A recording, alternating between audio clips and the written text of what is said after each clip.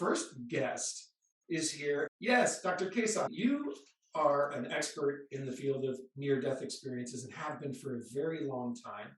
And also you coined the term STE, which is spiritually transformative experiences, correct? So what's amazing about this really has gotten me. I went and researched everything. We had a conversation, and you became the first Canadian medical doctor to specialize your medical practice in researching and counseling patients around these experiences that they were having, which is fascinating to me that a medical doctor is actually going out on a limb to do this.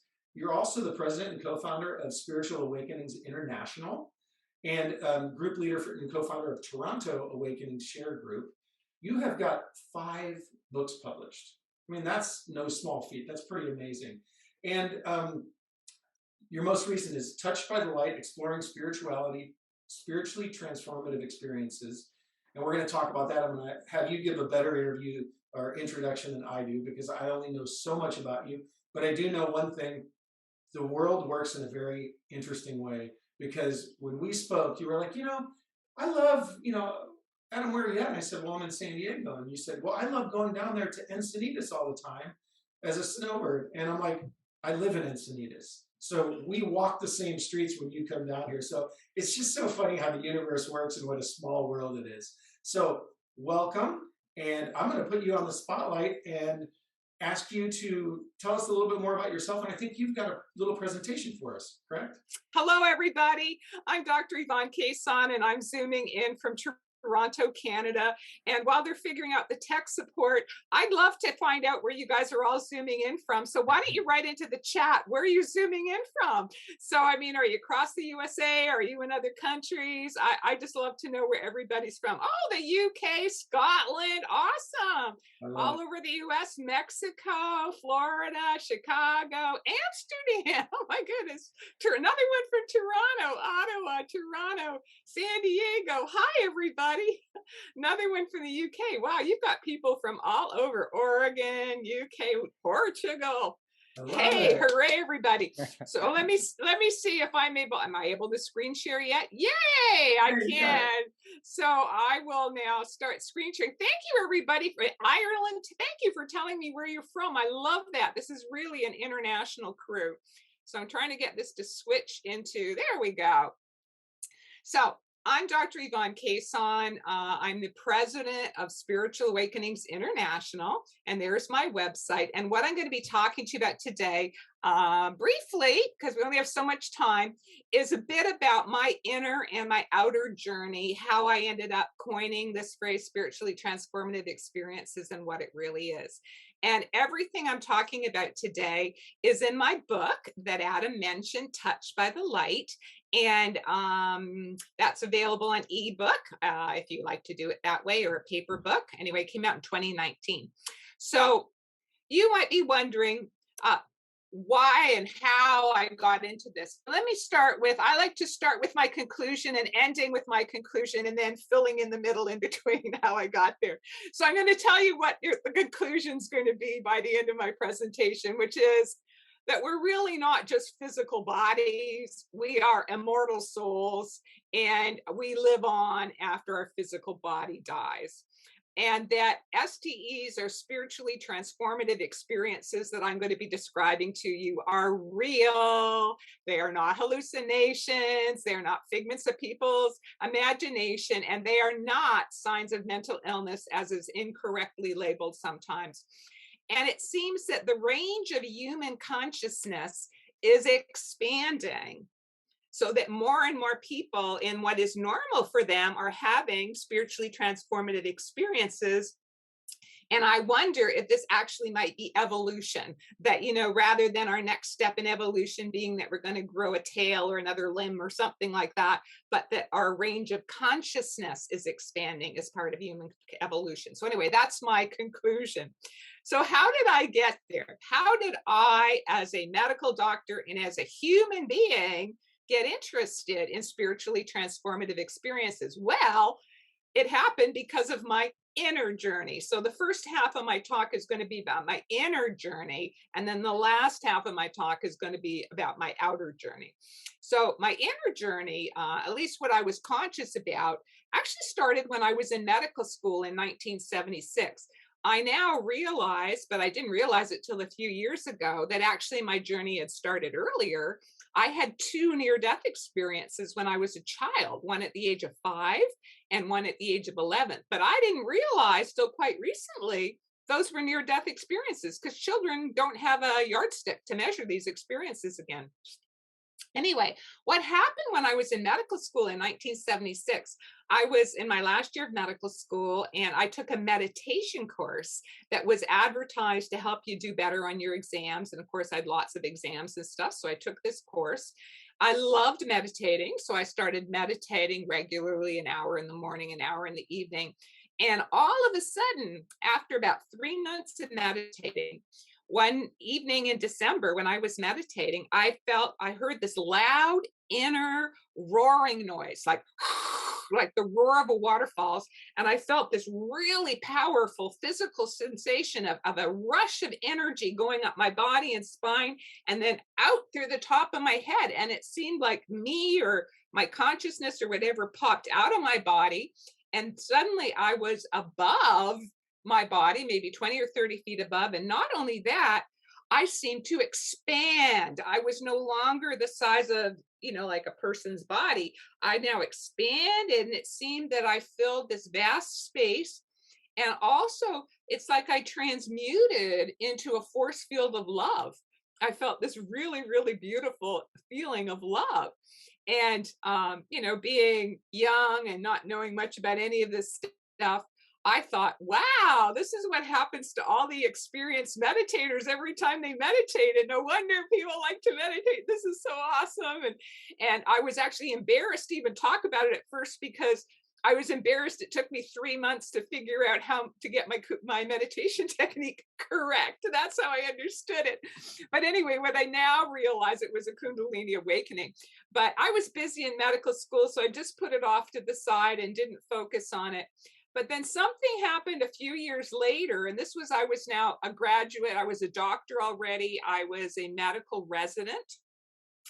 And I was in my residency, and I was sent in a medevac in a plane, and a small plane in Northern Ontario, Canada, in winter.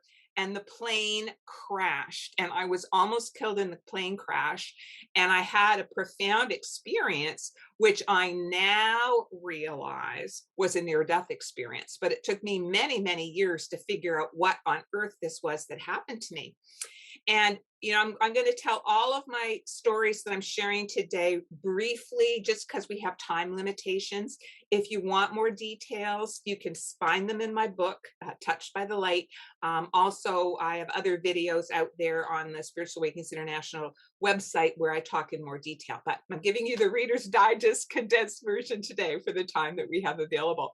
So what happened was, as the plane was crashing, because it flew into bad weather, they say the twin engine propellers, the air filters or something froze over because of the storm. They hadn't been de-iced enough. And so both engines failed. And so the plane was crashing to the ground. And my near-death experience actually started before the plane crashed. It started while the plane was plummeting to the ground. And I was feeling like, there's incredible turbulence. If you wonder what it's like to be in a plane crash, it's like you feel this incredible turbulence as the plane is shaking and going down. And we were in a blizzard with strong winds, and the pilot was fighting to steer the plane. Anyway, immediately my first reaction was intense fear and panic. And I remember just it leapt out of my heart like a reflex. It was, oh God, help, I'm going to die. And it wasn't like a thought prayer. It was just what popped out of my heart. And it seems that was close enough to a prayer that is when my near-death experience began. Because all of a sudden, in an instant, I felt this force field of peace descending upon me. And it was literally like it was pushing down all of my fear and panic. And this feeling of calm came over me.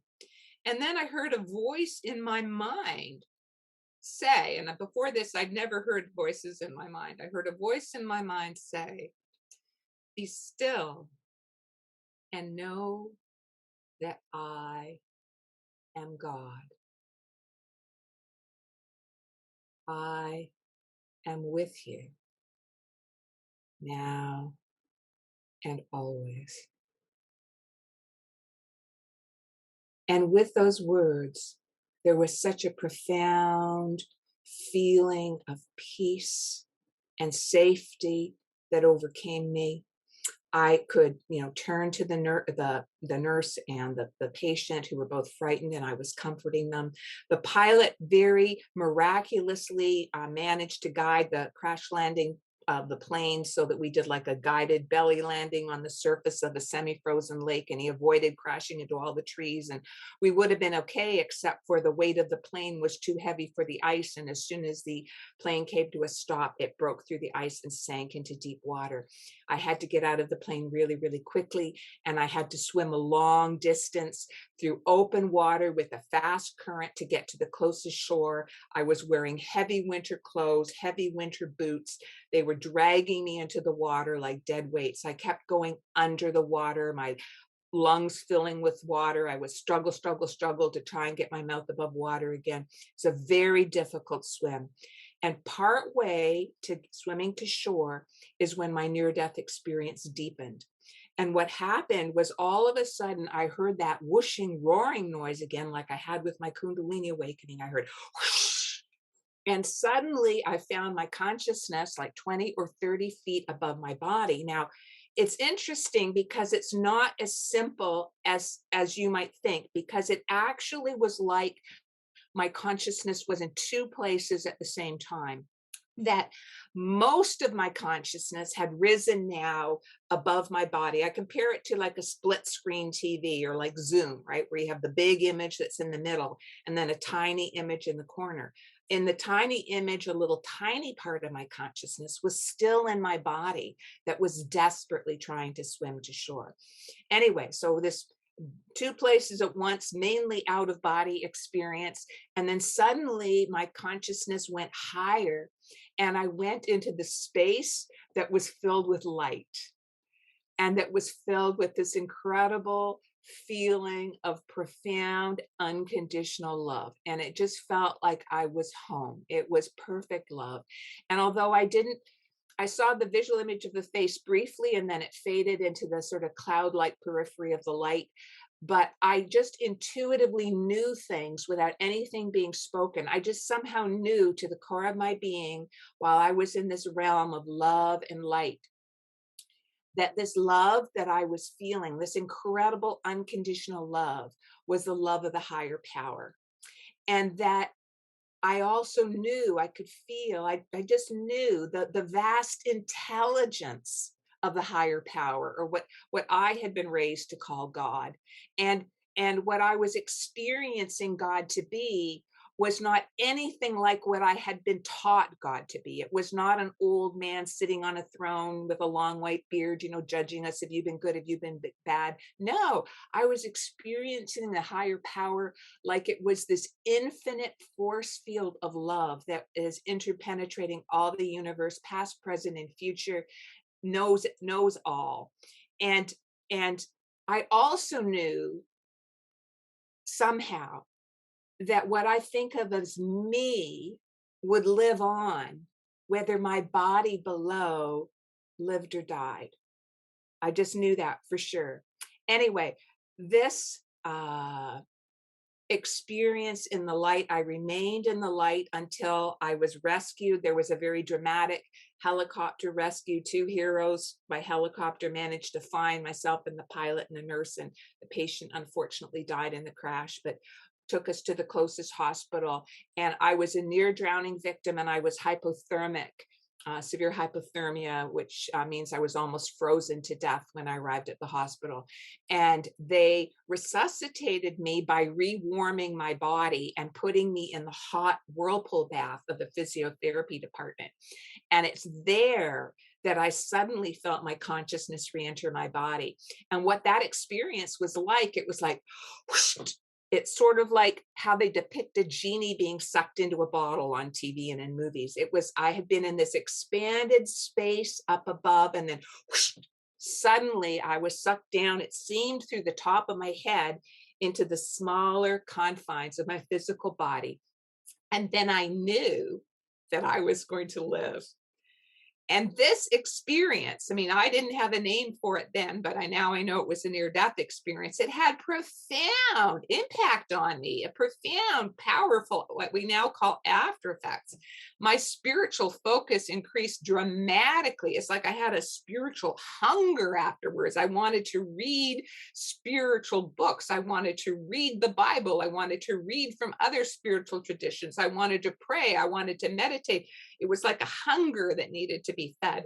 I also afterwards felt filled with love. It was like some of the love that I had felt on the other side came back with me. And I was just bubbling love for weeks afterwards. And in that love, I could rapidly forgive. One of the biggest blessings out of this was I had been fighting with my father for many years. We hadn't spoken. And after the near death experience, I called up my father and I said, Dad, I love you. Please forgive me. Let's be friends. We were able to reconcile.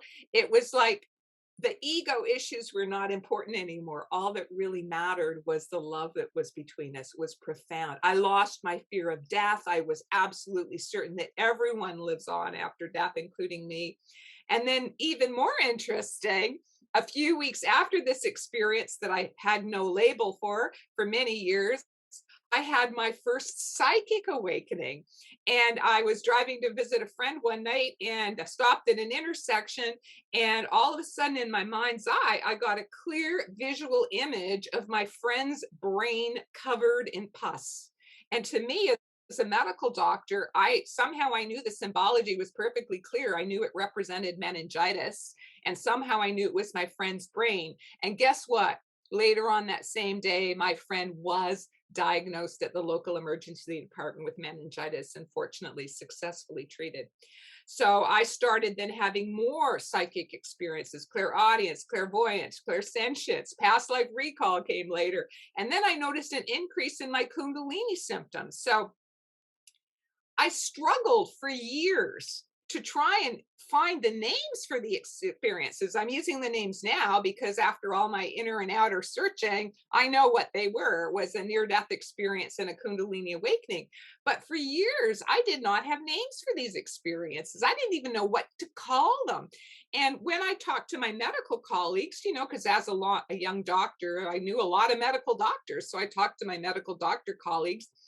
And everybody knew I wasn't crazy. They knew I had a very good medical practice and clinical skills, but they all had some sort of hypothesis that either I'd imagined it or it was a hallucination brought on by an electrolyte imbalance or a hallucination brought on by a low blood sugar. And I absolutely, it just did not resonate with me. This was not some sort of hallucination. This was not my imagination. It was particularly the near death experience, was having a profound positive impact on me. And the only explanation I was able to find, any word I was able to find in the first few years, was one of my very religious colleagues said to me, Yvonne, I think you've had a mystical experience. And I was so happy to get that name because finally I had a name for my experience, a mystical experience. So I began to lead a double life. I was in the closet. So on the outside, I was doing traditional medical practice and I got a teaching appointment at the University of Toronto and I was rapidly promoted and had a very successful medical career. But in the closet, in my private life, I was a mystic and a spiritual seeker. And I was researching all types of spiritual experiences because guess what? They were happening to me, right? So I started researching mystical experiences. I started researching psychic phenomena. I started researching past life experiences, which I was having as well. I started researching near-death experiences. I started researching Kundalini Awakening. And then over the years, as I was like in the closet researching this stuff, more and more patients that were coming to see me in my office started telling me their stories of their own spiritually transformative experiences. They heard via the grapevine there was this doctor you could come to in Toronto who would not immediately label you as crazy. So they were coming to my office, and I was horrified, really horrified at how so many STE experiencers were being mislabeled and pathologized, that they were being called crazy or hallucinating, or by the churches it was called work of the devil. Well, if I can get my slides to change here. During this time, two of the greatest influences that helped me come to a deeper understanding of these states of consciousness. One of them is Gopi Krishna, who I traveled to India and I met him for the first time in 1977. And he became like a mentor to me. And he's written extensively about Kundalini Awakening and the diverse states of consciousness that one might have according to the yogic tradition after a Kundalini Awakening. And he saw this all as part of the evolution of human consciousness, that more and more people would be having these spiritual awakenings, having Kundalini Awakenings, having STEs as part of human evolution. And the other really big influence, I would say largest influence in my life, was the works of where he talked in more depth about the yogic model of consciousness, and also those techniques and practices, meditation techniques, which we can use to expand our consciousness so that we can have these types of states of consciousness in a stable, healthy manner. So in 1990, it's like the stars came together. So it was about 12 years since my near-death experience in the plane crash. And that's when I came out of the closet, where the two parts of my life, the in the closet part and my outer medical practice, came together. And I had a very strong mystical experience, which I call my calling mystical experience. And just because of time, I don't have time to tell you today. But that is when I publicly became the first Canadian medical doctor to specialize my practice in the counseling and researching of patients having spiritually transformative experiences. I also co-founded the Kundalini Research Network. I became the Canadian coordinator of the Spiritual Emergence Network. And then over the course of the 90s, I started writing books on spiritually transformative experiences. My first one in 1994, which is where I first coined the phrase, and then Farther Shores in 2000. And I did a lot of research in 90 to 98. I was the chair of the Kundalini Research Questionnaire Project. The results have been published in several places. The final results actually published last year. But there was something else important that happened to me in between. I'm going to say this very quickly so that we won't run out of time. But something very significant happened to me in 2003. I had a very serious head injury in a slip and fall accident, and I had a near-death experience again. But now I know I've had other ones. I just don't have time to share them all. This was now my fifth near-death experience, and my most recent one, that was in 2003. And I was clinically dead for a period of time in this near-death experience. This was my only near-death experience where I was actually clinically dead for a period of time. And what happened is that when I fell and hit my head, and I had a traumatic brain injury with a brain hemorrhage, I instantly died. I instantly found my spirit whisked out of my body. And it was like I was being carried by a force greater than myself through a dark expanse of space. Some people might call it a tunnel, but I felt it was a dark expanse of space. And I found myself arriving up in the white light realm that I'd been at before. But this time I was being welcomed into the realm by two beings of light in their light bodies, two saints that I immediately recognized from my spiritual tradition. They were Paramahansa Yogananda and Mahavatar Babaji. And they telepathically informed me that I had died, that my work in the body of Dr. Yvonne Kason was done. And I went into a realm or state of consciousness. It's really hard to know how to describe these things, of timelessness. That it was like past, present, and future were all coexisting up there at the same time, and time was not passing the same it is down here. And I felt incredible joy, like a celebration was being celebrated in the light, congratulating me for graduating from the School of Light. And I felt incredible joy. And then I went into this state of consciousness where I was no longer seeing things, but where it seemed like my consciousness was capable of taking in vast amounts of information all at once. And in that, I had like an aha experience because I remembered, meaning like I no longer forgot all of my past lives. And I could see how they all fit together. And suddenly my life as Dr. Yvonne Kason made sense that guess what? This was not my first incarnation of having near-death experiences and spiritually transformative experiences. It seemed that my soul just period of timeless time, the two saints reappeared to me in their light bodies, and they gave me a choice whether or not to return to my dead body and or to incarnate into the body of a baby to further serve the divine. Anyway, my soul instantly surrendered in such a state of openness and love and trust and surrender and said, Masters, please guide me. What is the higher choice? I want to do God's will. And then I was telepathically told it'll be more difficult, but to return to the injured body. And my soul immediately responded, I accept. And bang, faster than the speed of thought. It was between the thought I and the thought accept that with a gasp of breath, I found myself in my previously dead body waking up.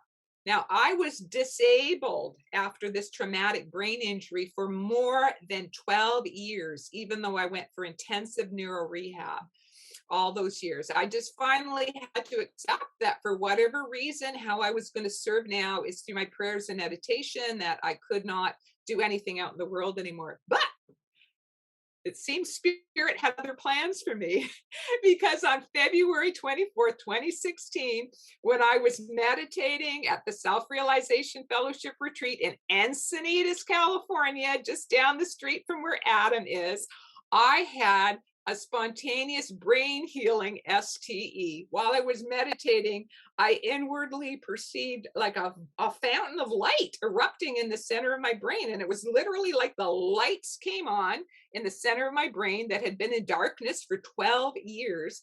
And the subjective feeling was like I woke up, like that some part of my brain had been asleep and I woke up. And it was a sudden miraculous healing, which I attribute to the grace of God. And I had a strong inner message, pass on what you have learned, because none of my spiritual or medical knowledge had been lost in my traumatic brain injury.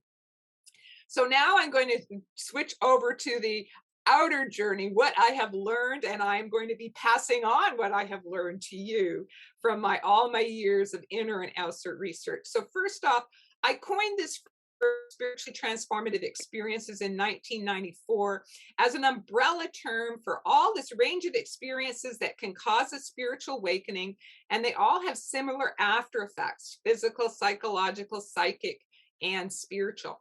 And I classify STEs into 6 different types. I write about this in all of my books, including my most recent one in the most details, Touched by the Light.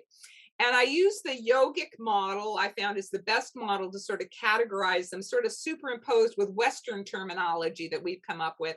And so I categorize it into mystical experiences, which in yoga is known as samadhis, many, many types of psychic intuitive experiences, which in yoga are called siddhis, spiritual energy, which in yoga is called Kundalini Awakenings, near-death experiences, other death-related STEs, and inspired creativity and genius. So now I'm going to briefly tell you some of the definitions of the subtypes of all these types of STEs so that you can recognize them, so that you will have a word to call these experiences if you're having them, or if your patients are having them, or if your friends are having them. In my experience, it's probably the most important thing we can do in validating an experiencer is helping them find a not pathological name to call their experience. It's not hallucination. It is for example, a unitive mystical experience. And the unitive type of mystical experience, again, I go a lot more detail in my books and I give examples, but today I'm going to run through it quickly just so you get a little bit of familiarity with these terms. A unitive mystical experience or a communion experience, mystical experience, is when people have this experience of oneness or union, and all of these experiences can range in profundity from mild to moderate to earth-shattering, profound. So a unitive experience, you can feeling of union with your lover or with your child, or sometimes with a tree out in nature, or sometimes with a scene in nature, or it can be a feeling of union, like you've become one with the whole planet, and a more expansive one, maybe one with the whole universe, and even more expansive oneness with the everything, with the divine. Then the second type of mystical experiences are the ecstatic or bliss episodes, where the mystical experience, one of the most marked feature is the joy, the bliss, the ecstasy. And you see pictures of saints, with incredible joy and the tears streaming down their cheeks. That would be an ecstatic or bliss type of episode in my definitions. Mystical visions are the next type, and they're actually fairly common. And mystical visions are mystical experiences that have a strong visionary component. So this could be things like having visions of Jesus, visions of Mother Mary, visions of the Buddha, visions of Kuan Yin, visions of angels. So these are mystical visions. What happened to me in my Kundalini Awakening, where I felt my consciousness had expanded and was no longer the size of my body, but had expanded to the size of an auditorium. And you can expand to the size of the planet. You can expand to the size of the universe. So various types of expansive episodes. The next type I call the spiritual rebirth, conversion, or healing purification experience.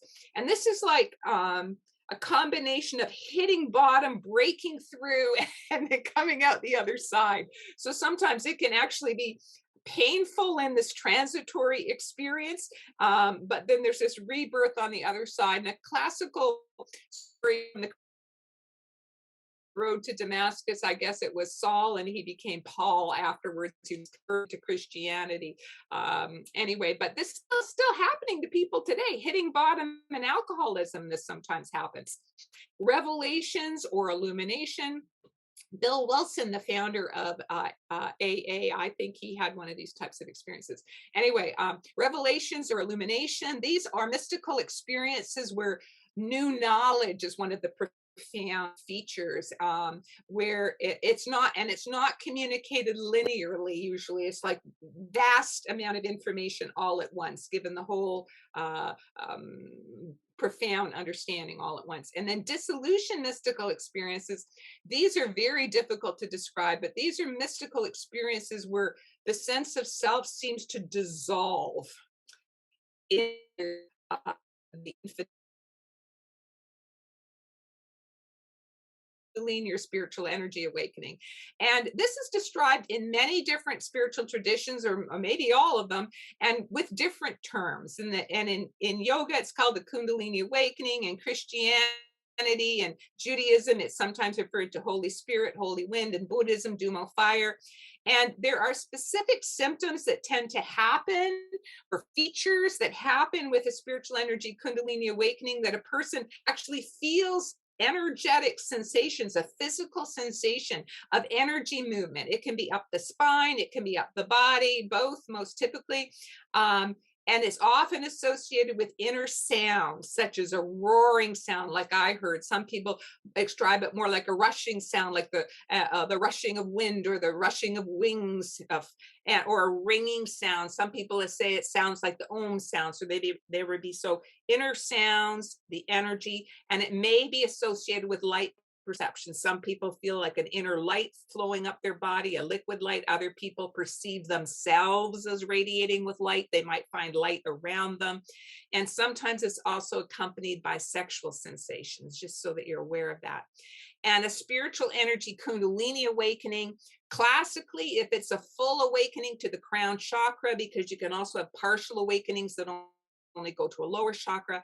So it may culminate in a mystical experience, a psychic awakening, inspired creative experience. And the thing about Kundalini Awakening, it remains active up to the chakra level that it rose at the first time, and it may rise higher if it only went part way up in your first awakening. And the person will have repeated experiences of rushes of energy up the spine, movements of energy through their body. They may have different sorts of chakra sensations. They may have ongoing repeated episodes of inner sounds, light perceptions, and start having many different types of STEs.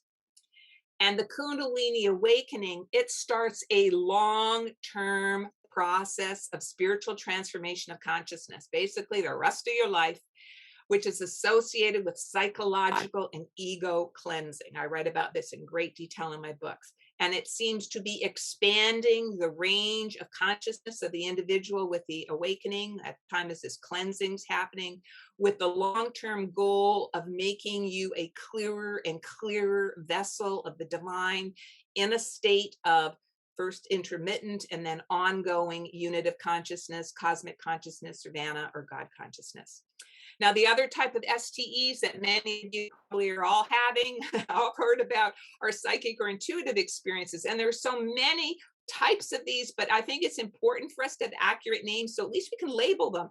I'm not going to be defining them today just because of time, but automatic writing, channeling, clairvoyance, clairsentience, clairaudience, which is affectionately called the clairs, healing abilities, out-of-body experiences, mediumship, higher guidance, downloads, communication with spirit guides, materialization, being able to materialize objects and dematerialize objects, premonitions or precognition, past life recall, very common, remote viewing, telekinesis, being able to move things with the power of your mind. Sometimes it's not in your controlling to find things around you moving, even though you don't want them to. Telepathy, mind-to-mind communication, telepyrokinesis, and transdimensional experiences, which includes some UFO encounters. So I include those as a type of spiritually transformative experiences. But it's important for all of you to be aware that unlike mystical experiences, which are always positive and uplifting, psychic experiences are not always spiritual in nature or positive. That some psychic experiences in yoga, it's understood that there are many levels to the astral plane, and that in some psychic experiences, we may access lower astral planes, lower astral entities. This can be very distressful experiences, frightening. And other things that psychic experiences that may be frightening or intrusive include psychic assaults by people, unethical people with a lot of psychic abilities, possession states, negative or frightening NDEs when it seems that people are accessing the lower astral planes, and the phenomenon known as the walk-in, which I have witnessed. The next type of spiritually transformative experience is inspired creativity and genius. And this is a very powerful, inspired creative experience that seems to be mixed with mystical experiences. It's like inspired creativity and mystical experience can mix together. And there have been several great mystics through history who have really just demonstrated profound inspired creativity. One is Hildegard of Bingen. Another one is Paramahansa Yogananda. And then we also have some geniuses, people who are known for their genius ability, who have also had powerful mystical experiences. And so some examples for that is Einstein and Brahms. Now, the last two I'm going to talk about next is the near-death experience. And some of you may know I'm the past president of IANS, and the International Association for Near-Death Studies, and I've been researching near-death experiences, as I mentioned, for over 40 years. So what is the current definition of a near-death experience? Because it has evolved over the years. A near-death experience is an out-of-body and or white light mystical experience. And it occurs at a time when a person is close to death, or that they're clinically dead and later resuscitated, like me in my last NDE. I was clinically dead when it happened to me. or when they're facing imminent death or severe trauma. That would be like me when I was in the plane crash. My NDE started before the plane crashed. And there are features of the near-death experience that were described by Raymond Moody, and they're still true to this day. I'm going to go through them very rapidly, so we'll have time for questions. But first off, most NDEs only have about 7 of these features. Some will have more. So ineffable, it's a felt experience that's beyond words. Auditory awareness or clairaudience, where the dead or unconscious person can hear what is being said around their dead or unconscious body. A strong feeling of peace, all their fear is gone, their pain is gone. Unusual inner sounds. Then the going out of body experience. Some people experience their spirit going through a dark space or tunnel. Then often can come the stage of meeting departed spirits or beings of light. And then the entering the white light realm, where we feel the presence of a higher power. Some people have a life review. Some people face a life barrier or have a choice whether or not to return. The return to the body is abrupt. And after the experience, people are convinced it's real and they have unusually clear memory of their near-death experience. It has a profound transformational impact in body, mind, and spirit. People come out with new views on death. They no longer fear death. They know the spirit lives on after death. And independent corroboration, things they saw while out of body, are corroborated. Now, there are 3 main types of near-death experiences. One is the out-of-body type of near-death experience. And this is where the whole experience is the out-of-body experience. So they're floating out of their body. They're watching the doctors trying to resuscitate them. Maybe they go to another room in the hospital and they see some people, or they go to their loved ones. But their whole experience is the out-of-body type experience. So that's one type of near-death experience. The second type of near-death experiences, which is much more life-changing and impactful, is the mystical experience type of NDE, where people go into the white light and they see their departed loved ones. And this can change people's lives around completely, highly impactful. And the third type of NDE, which I want to emphasize, some people do have distressing NDEs. The last type of STE is what I call other death-related STEs. And there are 3 big categories here. One is the deathbed visions. And this is what happens to people shortly before they actually die. When it seems like the veil is clear, they might be talking to people on the other side. They lose their fear of death. They start telling their family they're ready to die. This is a number of names. Some people call it end-of-life experiences, nearing death awareness, various names. I'm just calling it deathbed visions. Then there is the death watch experience, which I'm going to be talking about more later, which happens to a person who's living at the time that somebody else dies. And then there is the after-death communications. And this is when the living hear communicated with a spirit who deceased days, weeks, months, or even years ago. I'm just going to very briefly outline the death watch experience, because some of you may not have heard of this. I coined this phrase about 20 years ago. It's a very common STE. It occurs at the time somebody else dies, and it's much more likely to happen to you if you are close to them. So either physically or emotionally close to them. If you're emotionally close to them, it can happen to you when you're miles away. And the types of death watch experiences, very briefly, I go in a lot more detail in my book and some of my other talks, but the NDE-like one, where it feels like you're actually traveling with the person and they're crossing over, they continue into the light, then you're back into your body, the shared death experience. Then there's the body type of death watch, body symptom type of death watch experience, where you may experience the physical symptoms that the person was having at the time that they died. Like if they got a heart attack and died, that you all of a sudden get crushing chest pain and shortness of breath at the same time they're having it. Then there's the death watch visions. This can come in a whole bunch of different forms. If you're at the bedside, you might see an orb of light visually leaving the person's body at their moment of death. You might see an angel greeting them. You might see their spirit leaving their body. If you're at a distance from them, often people report at their time of death seeing their loved one's face. It might appear to you in a dream. It might appear to you while you're awake. It might appear to you in a mirror. So these are death watch visions. Auditory death watch experiences, that's when you hear the voice of the departed soul at their moment of death. The next one is what I call the brushed by an angel or mystical type of death watch experience. And that's when at their time of death, you feel like an angel brushed you and it propels you into a mystical state of consciousness. And then the last one is the ushering death watch experience, when you feel that you are pulled out of your body at the moment of someone else's death to help usher that soul into the light.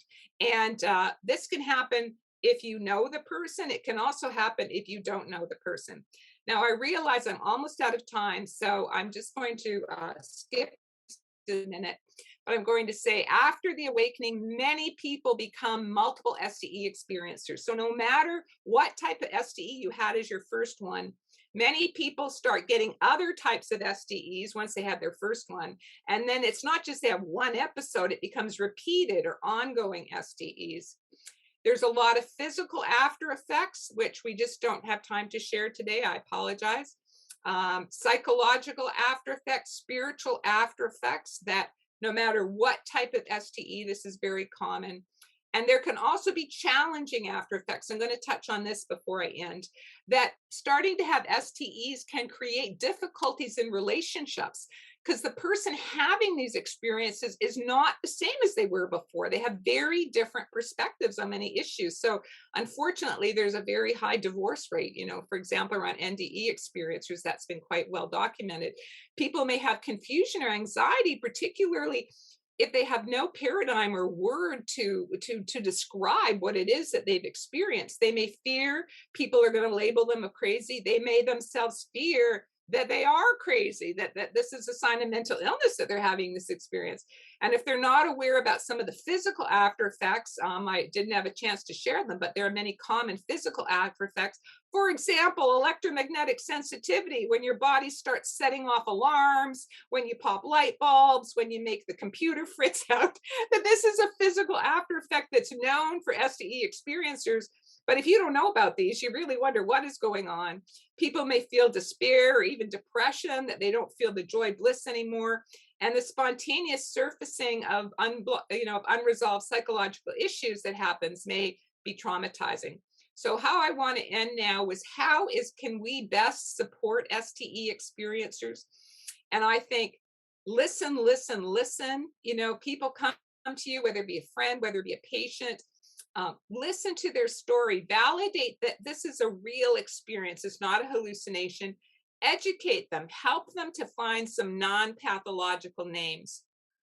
And as I said before, NDEs and STEs are real, they are not hallucinations. After the awakening STE, people start having multiple STEs, and what used to be called paranormal is now becoming the new normal.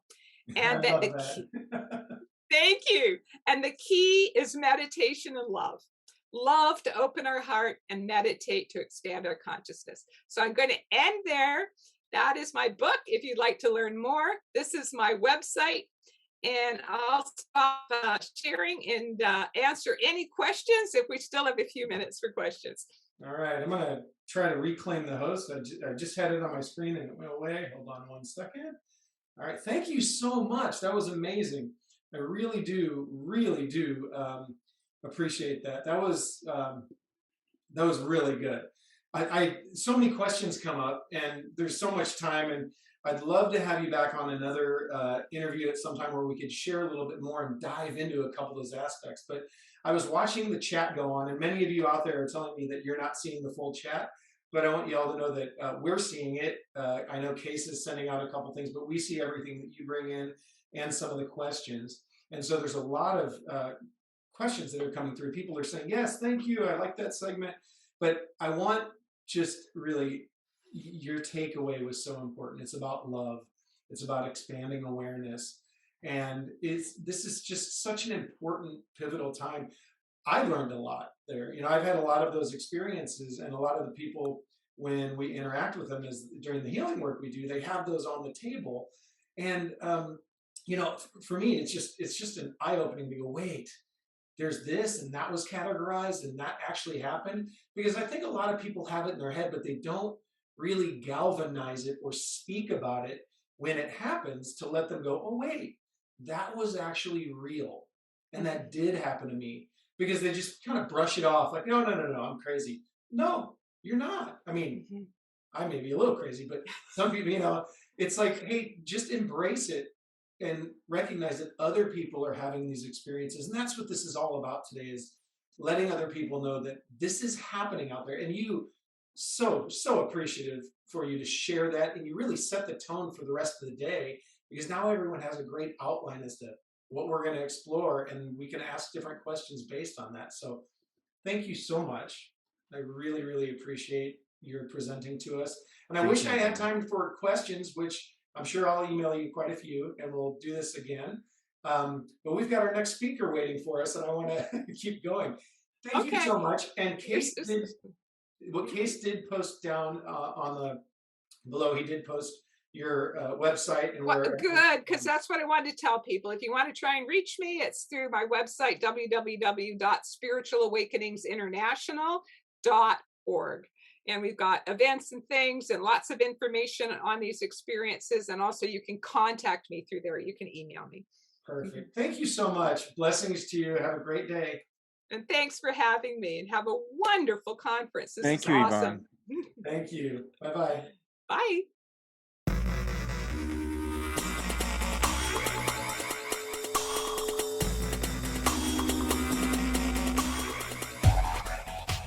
Hey, thanks for watching that video. We hope you enjoyed it. If you liked the video, please make sure you smash the subscribe button in the middle of this screen, and then watch the next video for some more Masters, Mediums, Mystics from Energy Healthcare Connection YouTube channel.